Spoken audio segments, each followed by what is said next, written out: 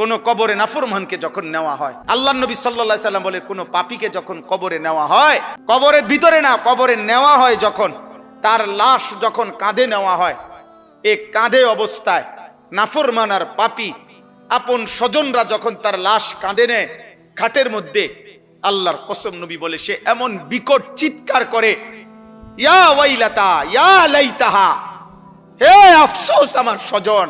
আমার ইলা আইনা কাদ্দামতুমুনি, আরে ফুত তুই আমারে কই নিচ্ছিস, আমার সন্তান, আমার ভাই তুই আমারে কান্দে নিয়ে ওদিকে নিচ্ছিস কেন? ওনে আমারে মাইরা ফেলবে তো, আমারে কবরে দিস না রে আব্বা, আমারে কবরে দিস না, আমারে তো ফেরেশতা মাইরা ফেলবে, আমারে তো শেষ করে ফেলবে। আল্লাহর নবী বলেন পৃথিবীর সমস্ত মানুষ যদি একসাথে শুনতো, এক মাঠে দাঁড়াইয়া একত্রে, খোদার কসম নবী বলছে আদম থেকে ইসরাফিলের ফু পর্যন্ত সমস্ত মানুষ যদি এক মাঠে থেকে একবার জীবনে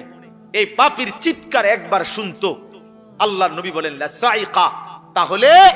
সমস্ত মানুষ একসাথে চিৎকার দিয়া বেহুশ হয়ে যেত। তোমরা মস্কারি মনে করছো, শেষ পর্যন্ত দিন শেষে মিলাইয়া দেখো অর্জন তো কিছুই নাই। যত নারী দেখছো কেউ তোমার আপন না, মোবাইলের নর্তকী তো তোমার না, নর্তকী তো তোমারে ধোকা দিছে আব্বা।